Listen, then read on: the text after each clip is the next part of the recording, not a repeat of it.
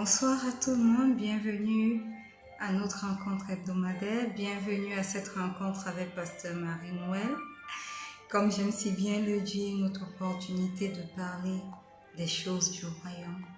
Et depuis 5 semaines aujourd'hui, nous parlons des secrets de la victoire et nous en avons déjà cité 5.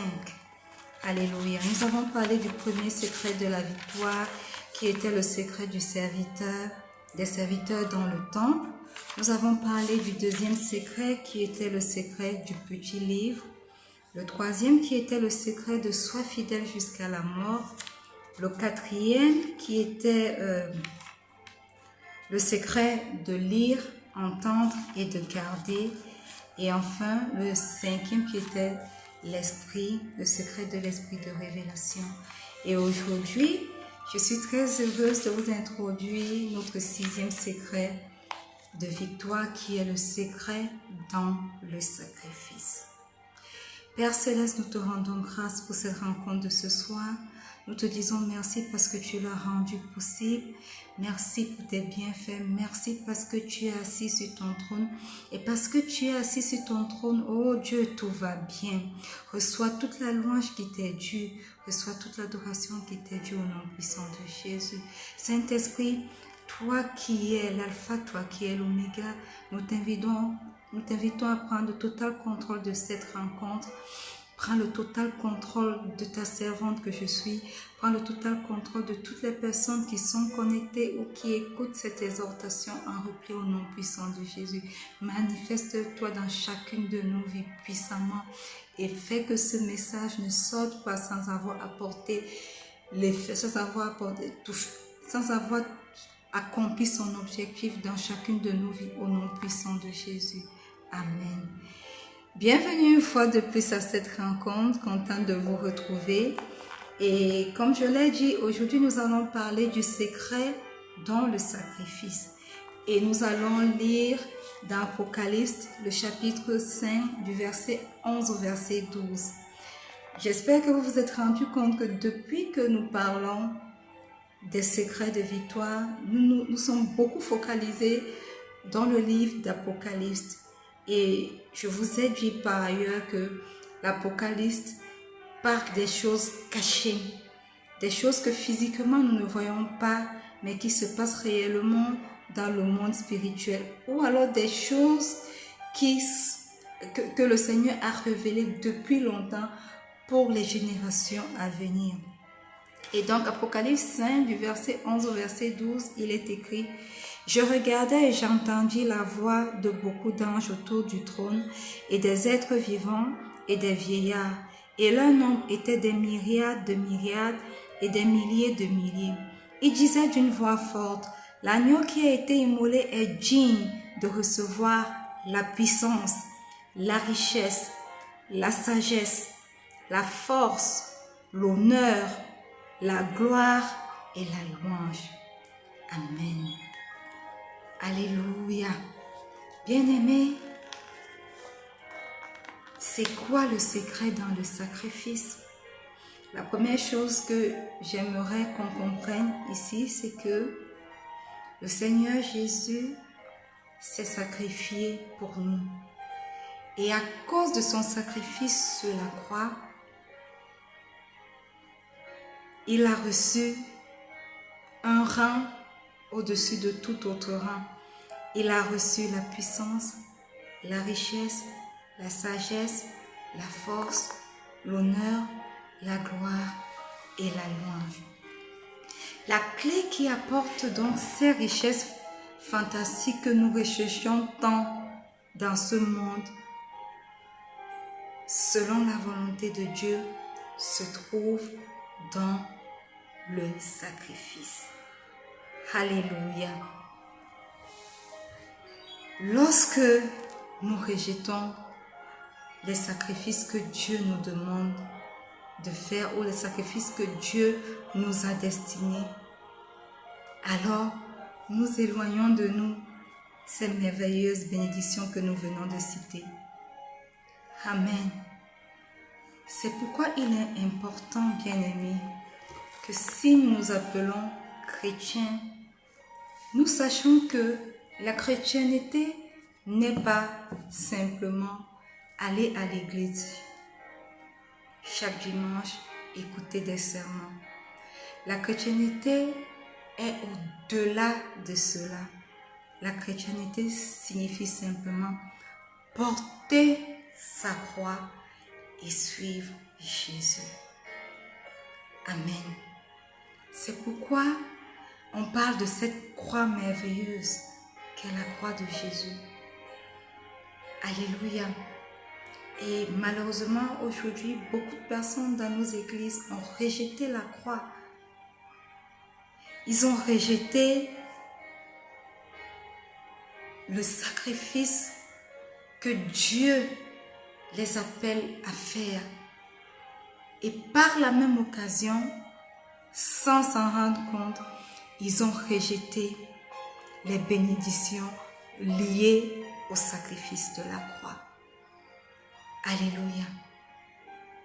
Amen. Et quels sont ces sacrifices? L'Apocalypse nous l'a lu, n'est-ce pas? Apocalypse 5, le verset 12 nous a énuméré ces bénédictions. Et croyez-moi, bien-aimés, tant que nous ne nous sacrifions pas, tant que nous ne sommes pas dotés d'un esprit de sacrifice, tout ce que nous pensons être comme des bénédictions que nous recevons sont très loin d'être les bénédictions que Dieu attend de nous donner si en réalité nous marchons dans un esprit de sacrifice. Si en réalité nous nous chargeons de notre croix et nous suivons le Seigneur Jésus. Amen. Et maintenant, quelqu'un peut me poser la question, Pasteur Marie-Noël, est-ce que quand tu parles de sacrifice, cela signifie que nous devons porter notre croix et aller être pendus comme le Seigneur Jésus l'a été? Et Pasteur Marie-Noël ce soir va vous répondre qu'il y a différents types de sacrifices. Amen. Il y a différents types de sacrifices. Et le premier sacrifice que le Seigneur attend que nous lui rendions est le sacrifice de nos lèvres. La version top de la Bible dit dans Hébreux 13 du verset 15 à 16 que par Jésus offrons sans cesse à Dieu un sacrifice de louange, c'est-à-dire des chants qui le reconnaissent comme Seigneur. Voilà des sacrifices qui plaisent à Dieu. Alléluia. Qu'est-ce que nous disons? Quel est le fruit de nos lèvres? Amen. Nous devons sacrifier le fruit de nos lèvres à Dieu. De nos bouches doivent sortir des choses qui sont agréables à Dieu. De nos bouches doivent sortir des choses qui sont utiles à Dieu. De nos bouches doivent sortir des choses qui aident à l'avancement du royaume de Dieu sur cette terre. Et dans Romains 12, le verset 1, il est écrit: je vous exhorte donc, frères, au nom de la miséricorde de Dieu, toujours dans la version Tau, à vous offrir vous-même un sacrifice vivant, saint et agréable à Dieu. Ce sera là votre culte spirituel. Dieu attend, mis à part le sacrifice de nos lèvres, qui est également de le louer, de l'adorer. Il attend que nous lui offrions notre vie.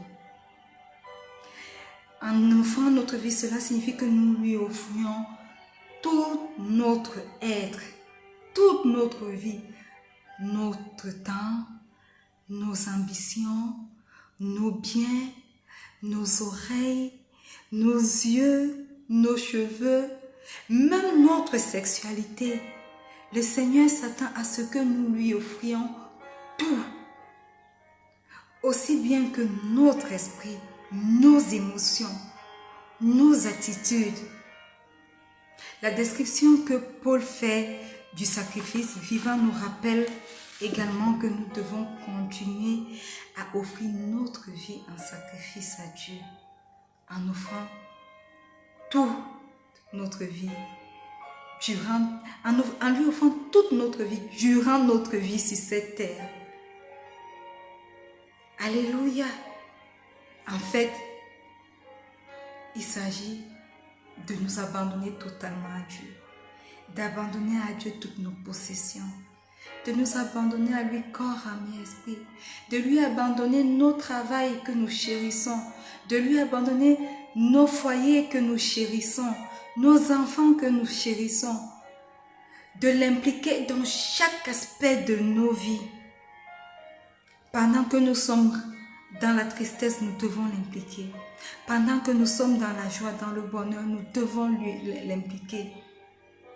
Pendant que nous sommes dans la confusion même, nous devons l'impliquer. Pendant que nous traversons des tempêtes, nous devons l'impliquer. En fait, rien de ce que nous faisons ne doit être fait sans Dieu. Rien de ce que nous pensons ne doit être pensé sans Dieu. Rien de ce que nous disons ne doit être dit sans l'influence de Dieu. Nous devons complètement abandonner nos vies à Dieu. C'est là le sacrifice de notre vie. Alléluia. Et lorsque nous continuons de lire dans Hébreux 13, le verset 16, il est écrit: aidez les chrétiens qui en ont besoin. Recevez bien ceux qui viennent chez vous. C'est un autre sacrifice qui, selon l'auteur, partagez ce que vous avez.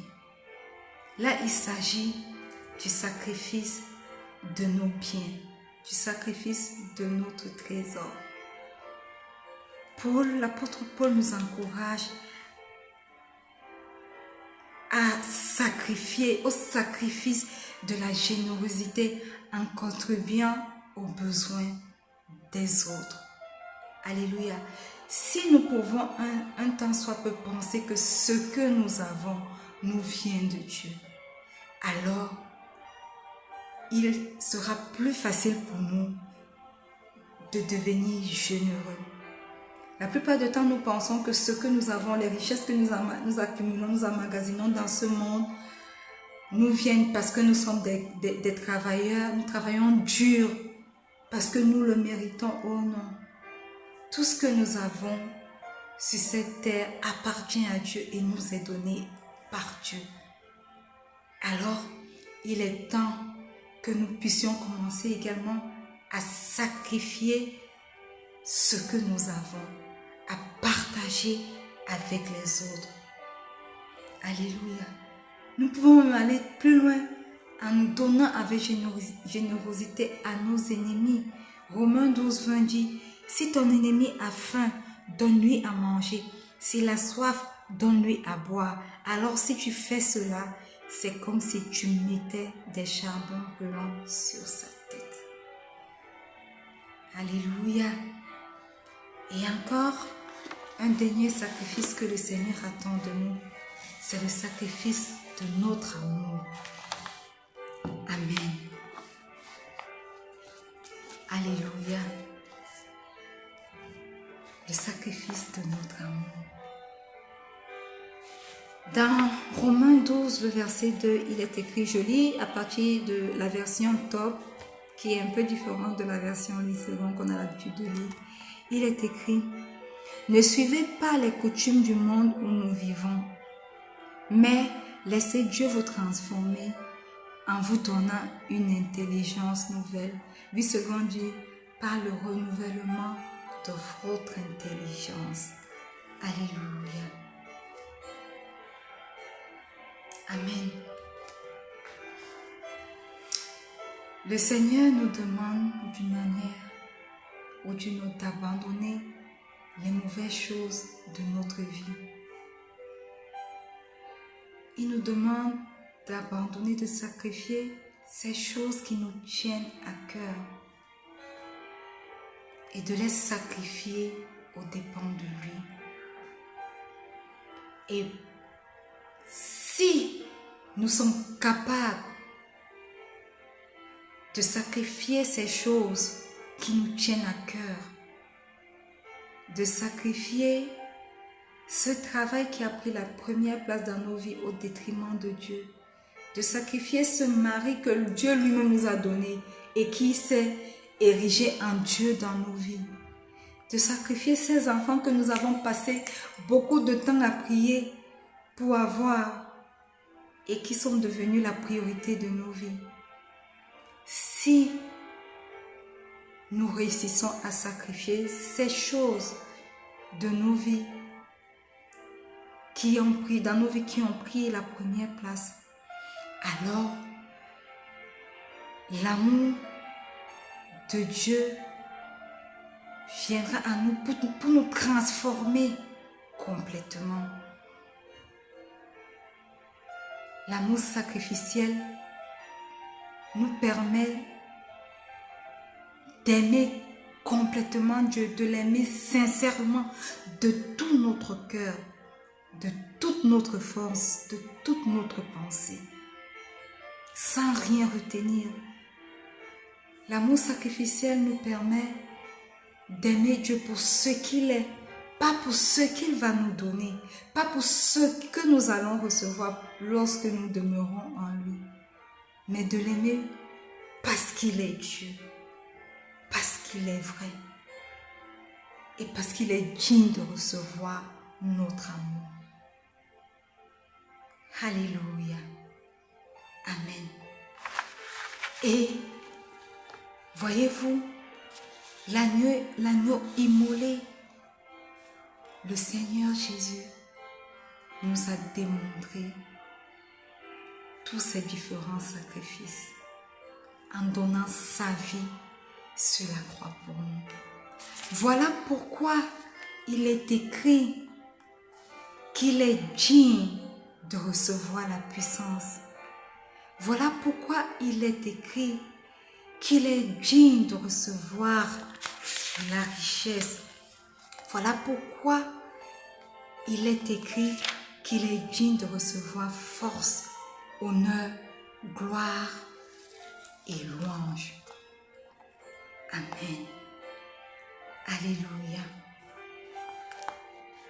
Bien-aimés, est-ce que vous êtes prêts à avoir cet esprit de sacrifice? Bienvenue à tous ceux qui sont connectés jusque-là. S'il vous plaît, n'hésitez pas, laissez vos messages, likez, partagez, bien que nous soyons arrivés déjà à la fin de cette exhortation. Alléluia. J'aimerais clôturer ce soir en disant que le Seigneur Jésus n'est pas grand à cause des choses qu'il a faites sur cette terre. En fait, il n'a pas construit des écoles, il n'a pas construit des hôpitaux, il n'a pas fait ce genre d'accomplissement que nous nous évertuons nous à faire aujourd'hui sur cette terre. Le Seigneur Jésus, lui, il est grand parce qu'il a embrassé la croix, parce qu'il a accepté la croix. Il est grand parce qu'il a cédé à la croix. Il est grand parce qu'il a fait quelque chose que nous peinons à faire. Il est grand parce qu'il a suivi le plan de Dieu. Il est grand parce qu'il s'est laissé baptiser du terrible baptême de la croix. Alors, sommes-nous prêts à faire un tel sacrifice? Sommes-nous prêts à suivre le plan de Dieu pour nos vies sur cette terre? Sommes-nous prêts à embrasser le secret qui se trouve dans le sacrifice? Parce que c'est uniquement lorsque nous allons comprendre le secret qui se trouve dans le sacrifice que nous serons victorieux sur les choses de ce monde. C'est uniquement lorsque nous allons découvrir ce secret qui se cache dans le sacrifice que nous allons être bénis au-delà de ce que nous attendons, au-delà de nos espérances. Alléluia. Alors si tu es un chrétien et que tu ne vis que pour toi et que tu n'as pas offert ta vie comme un sacrifice vivant à Dieu, il est temps que tu commences à reconsidérer tes voies. Il est temps que tu dises, Seigneur, je veux vivre une vie de sacrifice pour toi. Je veux m'abandonner totalement à toi. En fait, je veux devenir un sacrifice vivant pour toi. Et si tu m'écoutes ce soir, tu es là et que ce désir brûle en ton cœur, j'aimerais simplement t'inviter à faire cette prière avec moi. Dis simplement, Seigneur Jésus, ce soir, je viens à toi tel que je suis. Je reconnais que je suis un pécheur. Je reconnais ton sacrifice sur la croix pour moi. Ton sang a coulé pour moi. Ton corps a été meurtri pour moi. Et ce soir, je viens faire de toi mon Seigneur et mon Sauveur personnel. Tu es mort, tu as été enseveli, tu as vaincu la mort par ta résurrection.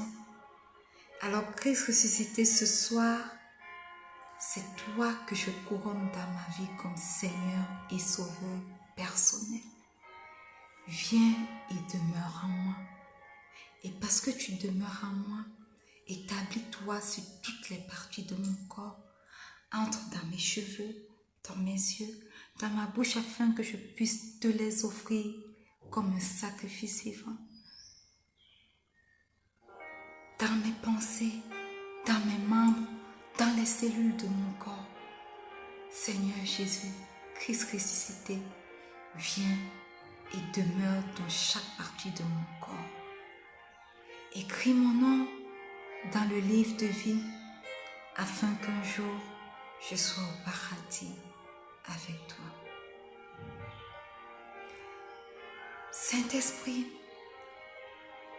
toi qui es présent là où Christ est, remplis-moi ce soir et prépare-moi pour l'enlèvement de l'Église au nom puissant de Jésus.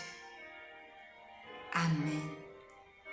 Bien-aimé, si tu as fait cette prière, tu as invité le Christ ressuscité à devenir ton Seigneur et ton Sauveur personnel. Alors sache qu'aujourd'hui tu es né de nouveau. Sache qu'aujourd'hui il est venu et il s'est établi dans ta vie. Et maintenant, à toi de taper dans le secret du sacrifice afin de lui être agréable. Amen. Bien-aimés, nous sommes arrivés au thème de la rencontre de ce soir, au thème du secret de victoire qui se trouve dans le sacrifice.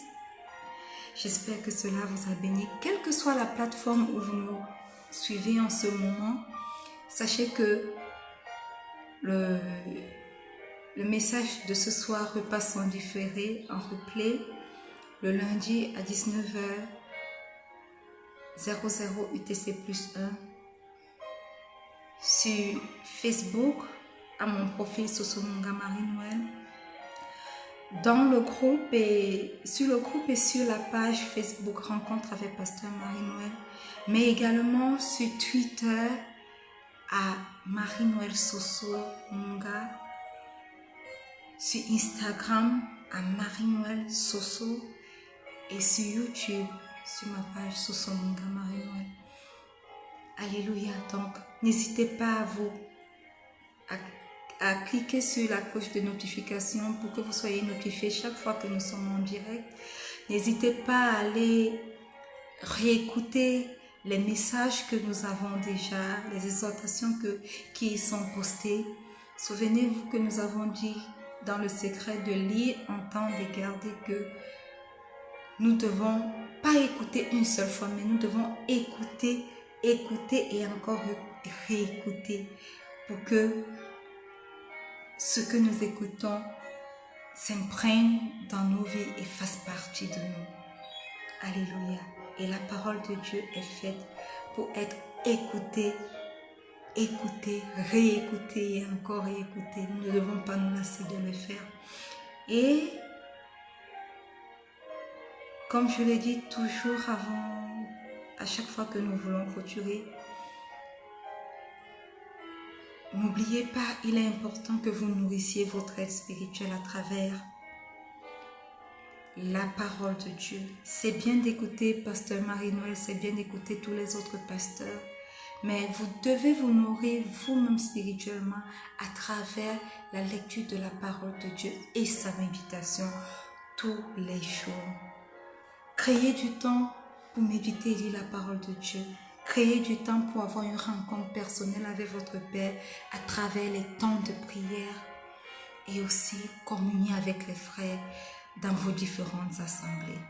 Moi, j'ai une assemblée très belle, le premier amour avec l'évêque Bichodac, et je m'inspire beaucoup de ses livres pour vous exhorter et également de la sagesse du Saint-Esprit.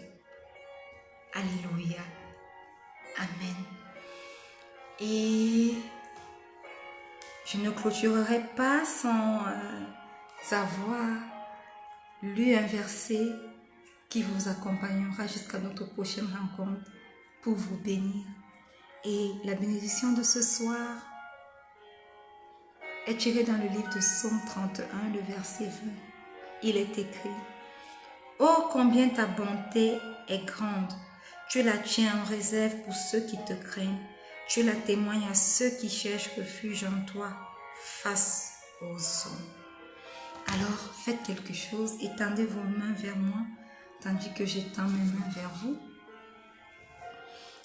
Éternel mon Dieu, mon roi, par la vertu du Saint-Esprit, je prends cette parole de Psaume 31, verset 20, et je la plante dans la vie de toutes les personnes qui sont connectées ce soir, ou alors qui écoutent ce message en replay au nom puissant de Jésus. Que ta bonté, éternel mon roi, les garde, que ta bonté soit déversée dans chacune de leurs vies et qu'ils puissent témoigner la semaine qui arrive de tes différentes bontés. Que ceux qui te cherchent, éternel mon roi, puissent recevoir de multiples bontés. Manifeste-toi puissamment dans leur vie durant toutes ces semaines et que cette parole soit implantée dans leur vie et produisent des bontés dans leur vie jusqu'à notre prochaine rencontre la semaine prochaine au nom puissant de Jésus. Amen. Voilà, nous sommes arrivés à la fin de cette rencontre. Merci de vous être connectés. Merci pour vos commentaires. Merci pour ceux qui ont invité des personnes. Merci à ceux qui ont partagé. N'hésitez pas à laisser vos intentions de prière et par la vertu du Saint-Esprit, je prierai pour vous. Par la vertu du Saint-Esprit, je répondrai à vos questions si vous avez des questions à poser. Et comme j'ai si bien coutume de le dire, je suis Pasteur Marie-Noël, votre âme servante. Je vous aime, mais le Seigneur Jésus vous aime encore plus. Shalom.